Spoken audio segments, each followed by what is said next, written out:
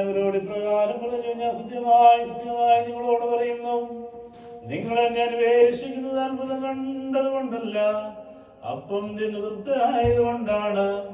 നിങ്ങൾ നശിച്ചു പോകുന്ന ആഹാരത്തിന് വേണ്ടിയല്ല, നിത്യജീവനായി നിലനിൽക്കുന്ന ആഹാരത്തിന് വേണ്ടിയാണ് യത്നിക്കേണ്ടത്. ഇത് മനുഷ്യപുത്രൻ നിങ്ങൾക്ക് തരും. അവൻ പിതാവിനാൽ ദൈവമായി മുദ്രകുത്തപ്പെട്ടിട്ടുണ്ട്. അവർ അവനോട്, ദൈവത്തിന്റെ പ്രവൃത്തികളെ അനുഷ്ഠിപ്പാൻ ഞങ്ങൾ എന്ത് ചെയ്യേണ്ടു എന്ന് ചോദിച്ചു. യേശു തമ്പുരാൻ അവരോട്, ദൈവത്തിന്റെ പ്രവൃത്തി അവനാൽ ഐക്യപ്പെട്ടവനെ നിങ്ങൾ വിശ്വസിക്കുന്നതാകുന്നു എന്ന് ഉത്തരം പറഞ്ഞു.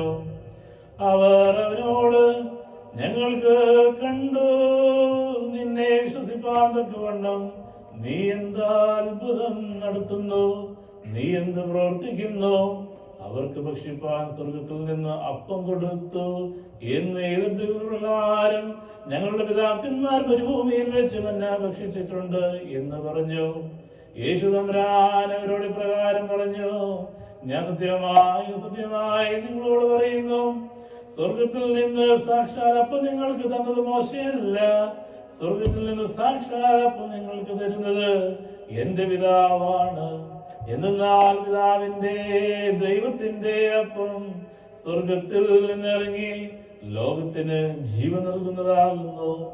അവരവനോട്, കർത്താവേ, ഈ അപ്പം ഞങ്ങൾക്ക് എല്ലായ്പ്പോഴും നൽകണമേ എന്ന് പറഞ്ഞു. യേശു തമ്പുരാൻ അവരോട്, ഞാൻ ജീവന്റെ അപ്പമാകുന്നു. എന്റെ അടുക്കൽ വരുന്നവൻ വിശക്കുകയില്ല, എന്നെ വിശ്വസിക്കുന്നവൻ ഒരിക്കലും ദാഹിക്കുകയില്ല എന്ന് നമ്മുടെ കർത്താവ് താൻ കൽപ്പിച്ചരുളി ചെയ്തു. ഉശൈനോ